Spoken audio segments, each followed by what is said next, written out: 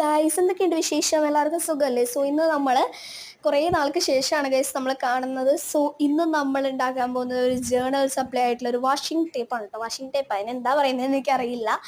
So ആ ഒരു tape അപ്പം നമ്മൾ എന്താ ഞാനിപ്പം കൗവായി ജേർണൽ സെറ്റാണ് ചെയ്യുന്നത്. സോ അതിനായിട്ടാണ് ഞാൻ എന്താ ഈ വാഷി ടേപ്പ് ചെയ്യുന്നത് കേട്ടോ.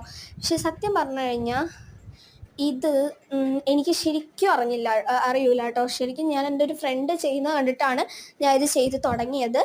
പക്ഷേ സ്ട്രിപ്സ് ലാസ്റ്റ് അടിപൊളിയായിട്ട് വന്നു കേട്ടോ. എനിക്ക് ഭയങ്കര ഇഷ്ടപ്പെട്ടു. അല്ല, സ്ട്രിപ്സ് അല്ല, ഈ ഒരു വാഷി ടൈപ്പ് അടിപൊളിയായിട്ട് വന്നു കേട്ടോ. ഇത് ഞാനിപ്പോൾ കീറിയെടുക്കുന്ന ഏത് പേപ്പറാണെന്ന് വെച്ച് കഴിഞ്ഞാൽ നല്ല കട്ടിയുള്ള പേപ്പറാണ്. A4 ഷീറ്റ് അല്ല കേട്ടോ.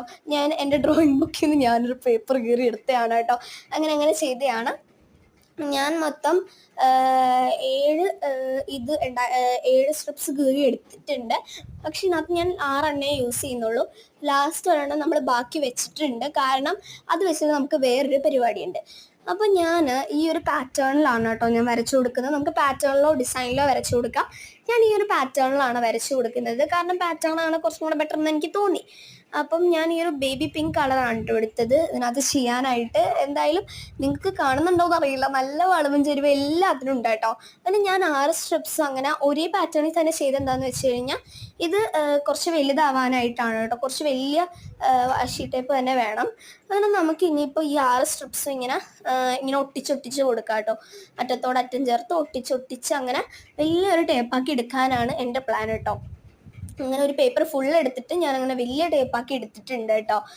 അപ്പം ലാസ്റ്റ് ടേപ്പ് ഞാൻ കാണിച്ചു തരാം കേട്ടോ. ഇതുപോലെ 2 ടേപ്പ് ഞാൻ ഉണ്ടാക്കി എടുത്തിട്ടുണ്ട്. ഞാൻ ആദ്യത്തേത് ഉണ്ടാക്കിയത് വീഡിയോയിൽ കാണിച്ചില്ല കേട്ടോ. അതാണ് മഞ്ഞയാണ് ഞാൻ ആദ്യം ഉണ്ടാക്കിയത്. നമ്മൾ മാറ്റി വെച്ച ഒരു പീസ് ഓഫ് പേപ്പറില്ലേ, അതിനകത്ത് ഒരു ഇത്തിരി കട്ട് ചെയ്തിട്ട് ഇതുപോലെ റൗണ്ട് പോലെ ഒന്ന് സെറ്റാക്കി കൊടുക്കുക. എന്നിട്ട് അതിൻ്റെ അറ്റത്ത് ഗ്ലൂ തേക്കുക. ഒരു എൻഡിൽ ഗ്ലൂ തേച്ചിട്ട് മറ്റേ എൻഡിലേക്ക് ഇങ്ങനെ ഒട്ടിച്ചു കൊടുത്തിട്ട് ഒരു റൗണ്ട് ഷേപ്പ് പോലെ ആക്കുക. അതിന് ശേഷം നമ്മുടെ ടേപ്പിൻ്റെ ഒരറ്റം എടുത്തിട്ട് ഈ ഒരു അറ്റത്ത് മാത്രം ഇത്തിരി ഗ്ലൂ തേച്ച് നമ്മുടെ ഈ ഒരു റൗണ്ടിലേക്ക് ഒട്ടിച്ചു കൊടുക്കുക. എന്നിട്ട് ബാക്കി ഒരു അറ്റത്ത് മാത്രമേ തേക്കാൻ പാടുള്ളൂ. എന്നിട്ട് ബാക്കി ഫുള്ള് റോൾ ചെയ്ത് സെറ്റാക്കി കൊടുക്കുക കേട്ടോ.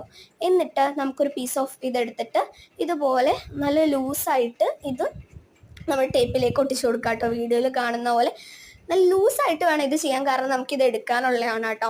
വളരെ കഷ്ടപ്പാടുണ്ട്. ഇതിൽ ഫൈനൽ ലുക്ക് ഞാൻ കാണിക്കുന്നുണ്ട് കേട്ടോ. ഇതാണ്